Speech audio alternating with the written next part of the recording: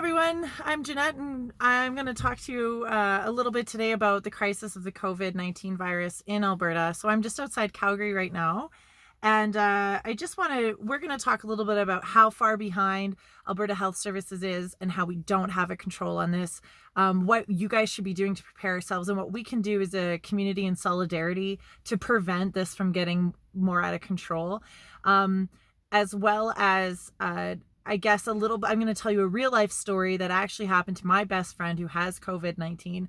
And he was one of the first people in Calgary to have it. We're going to go through the timeline, and I'm going to explain to you why we shouldn't be trusting the numbers that are out there. We should be going 10 by 20, what the numbers are being reported. And I'm going to explain that in a minute, but I'll give you a real timeline as to what actually happened. So right now I'm going to call Alberta Health Services here in Alberta. It's 811. Everyone's been told to call this. And that's all you get. You don't even get a ringtone or anything. It's just a straight, you cannot get through. So this is going to cause quite a bit of panic right now to anyone who's sick, who might be having symptoms, and they're being told they're watching and they're being told to call 811 and you can't get through. So what do we really need to do? Well, stay at home. Unless you can't breathe, if you honestly cannot breathe, call 911 and get to a hospital. But if you're feeling anything else, just hunker down. So we have to remember that our medical system is being swamped right now with, if just the call line, these are nurses and people who aren't even exposed to the virus. Just the call line is overwhelmed. Imagine what it's like at the testing center. So there's really one testing center in Calgary, and when this whole thing started, they were saying we'll send a paramedic out to test you, and then it became a volunteer basis because paramedics didn't want to do it, and now they're bringing people.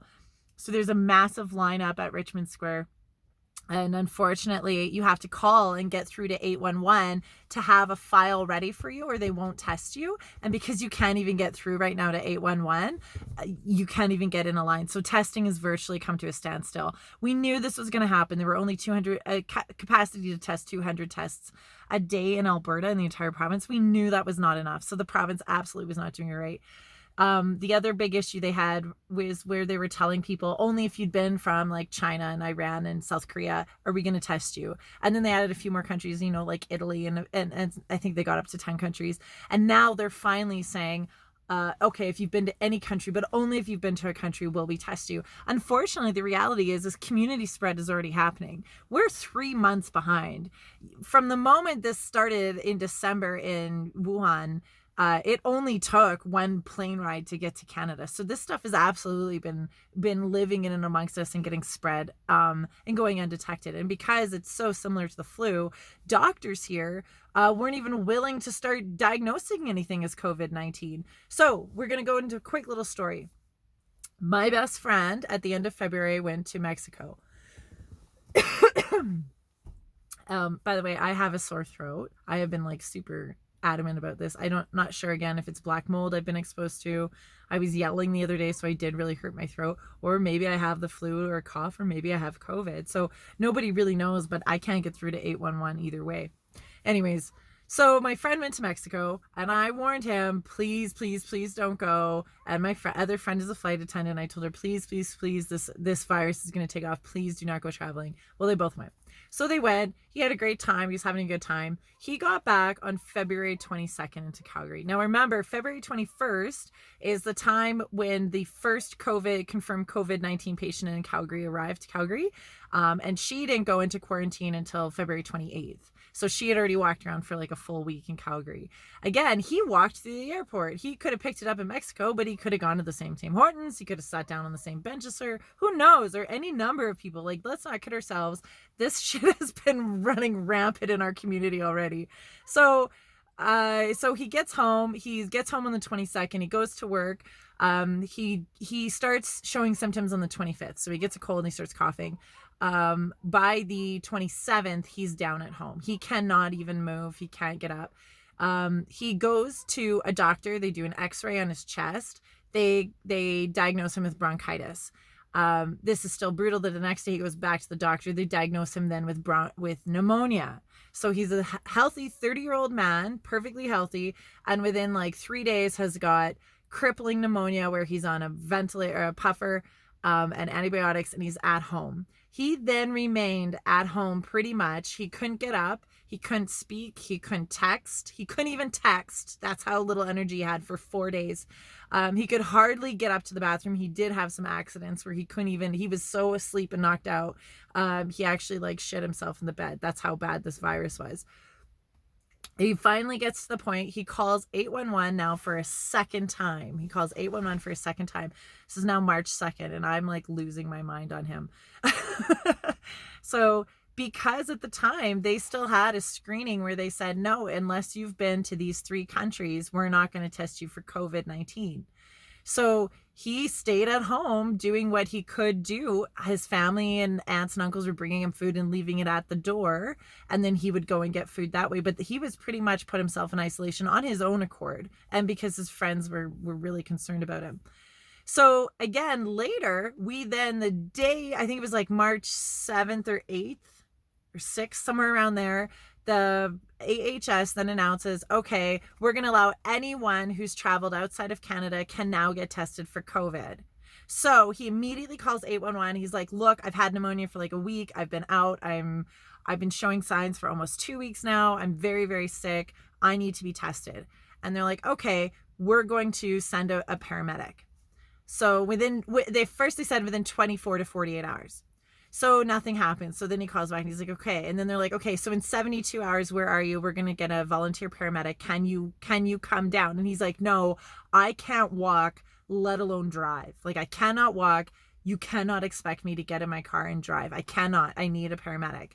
So they're like, okay, we'll send over a volunteer paramedic. No one ever showed. So he calls 811 back. In the meantime, I've also called 811 being like, yo, you guys need to go test this person. He is like bang on has coronavirus. So in the meantime, I'm telling people, look, there are cases that are undiagnosed in this city. There are limitations on the testing, and that's going to be a huge problem. Please start taking this serious. Stop going to places.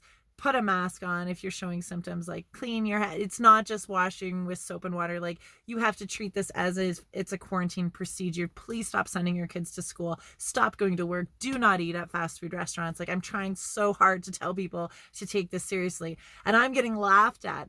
So then I'm teaching a course and I've got like full mask on, full everything, yellow pandemic suit, because I'm making a point of how unprepared our society is and how much denialism there was. Everyone's like, don't worry about it. It's fine. The flu will kill you more. No, that is denialism.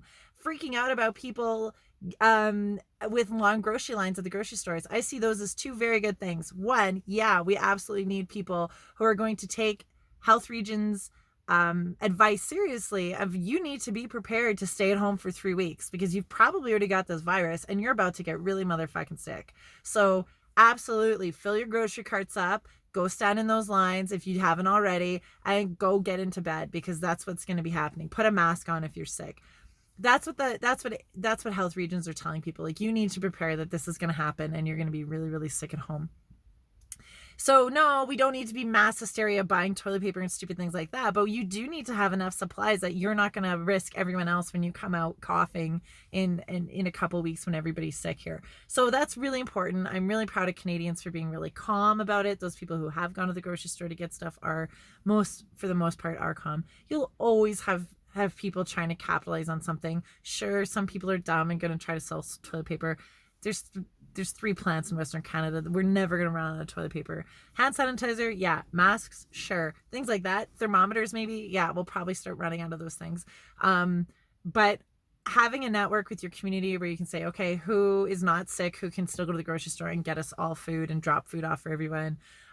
Working with friends and neighbors in that way is going to be really, really important, because Alberta Health Services, as you just heard, is not ready to handle this, and neither is anything else in our group, in our society. So we need to accept that this is happening, stop denialism, stop shaming people for wearing masks, stop shaming people for getting prepared, encourage that people stay calm in those grocery lines, encourage that we don't panic shop and buy ridiculous, stupid things we don't need, and take disease seriously. Wash your hands. Do not breathe on people. Do not go out anymore. Stop other plans. Like, just stop. Stay at home. This is over. Like, we're beyond containment. Like, we are at the point now where so many people here are going to have this. So back to my story of my friend. So here we are now. It's like March 7th. I'm freaking out. I'm calling 811. He's calling 811. They're giving him this whole runaround. Is he coming or not? Is a paramedic coming or not? He cannot move. Like, he cannot move. That's how bad this was. So eventually they say, okay, get down. His mom, who was also out of town, like out of country, gets back to Canada, picks him up. He's in his 30s, takes him down to Richmond Square where he's supposed to be in line. He's got his mask on. He's in line. He gets to the front. They say, we don't have your paperwork. And he's like, I have called 5 times. They have my paperwork here. He's like, check files where people have, or were no shows. He's like, you have to find my paperwork. Maybe 1,000 of these people in this line don't even have coronavirus, but he's like, I have pneumonia. I have like identified pneumonia. I have a puffer. I've been out of country. I'm super, super, super fucking sick. I have coronavirus. I need a test. And they're like, I'm sorry. You have to go back home. You have to call 811. They have to get the file ready. And then you have to come down here and we'll give it to you. And he's like, he like picks up the phone and he gets the dial tone, like 811. He's like, I cannot get through. Like, I cannot get through. I need a COVID-19 test. And they're like, sorry, we can't help you. So they sent him home. So here he's been in isolation now since February 27th. He's still in isolation, and he is one person who absolutely needs this test and is not getting the test. So if you think that Alberta Health Region has got this under control, you absolutely are kidding yourself. Alberta Health Region is super overwhelmed. They're not going to be able to help you. You cannot get tested. Even to get into the hospital, you have to almost like basically be dying. And he should have there should have been a paramedic to come and get him. When you're shitting yourself in bed and you can't breathe and you can't even walk, you definitely need help. And he was one of the first cases. He was one of the first cases in Canada, in Calgary. Like, we're talking like literally came in the same time. He's the first case, one of the first cases in Calgary, totally got misdiagnosed, got unidentified, slipped through the cracks. You guys are kidding yourselves if you think that Alberta Health Region has this under control. So should we panic? A little bit, yeah. Do we need to like stop all denialism and admit that this is happening? Yeah. So here's what we need to do. Go get cough drops. Go get cough syrup, get Vicks Vapor Rub, get ginger, get garlic, get lemon, get beets, get good vegetables, get as many nutritious things as you can. Get ascorbic acid in the powder form. That's basically vitamin C, like straight up, because you're going to need so much ascorbic acid and vitamin C to help with this viral load. I'm not talking like 2 or 3 chewables.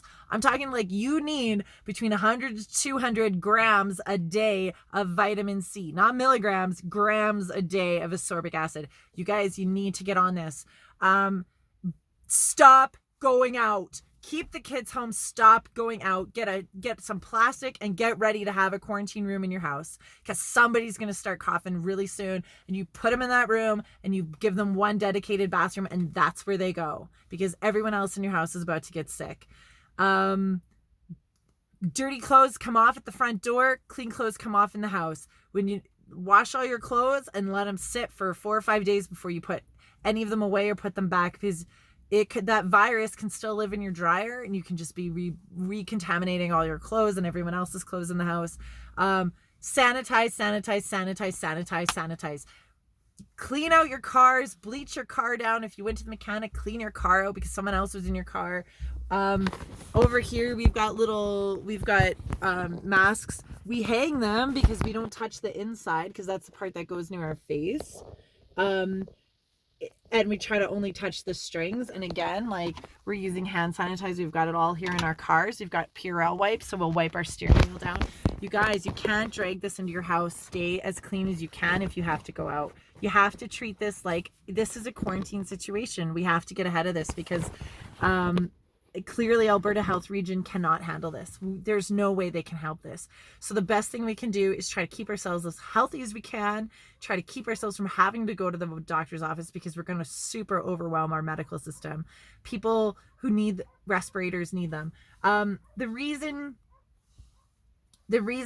doctors' offices need the N95 and N99 masks is because and goggles is because they're going into rooms with the ventilators where the virus becomes aerosolized. So when you have machines that are helping people breathe, it's spewing this virus in the air. And that's why those medical staff need that. Now, if you're just going to the grocery store, something like this and your mask is perfectly fine for talking to someone, because it's going to catch the droplets from going into you. So that's better than nothing.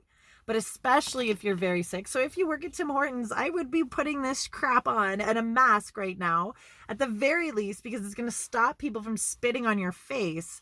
And pin pads. We need to be wiping down pin pads, all this stuff. Stop going to fast food restaurants, period.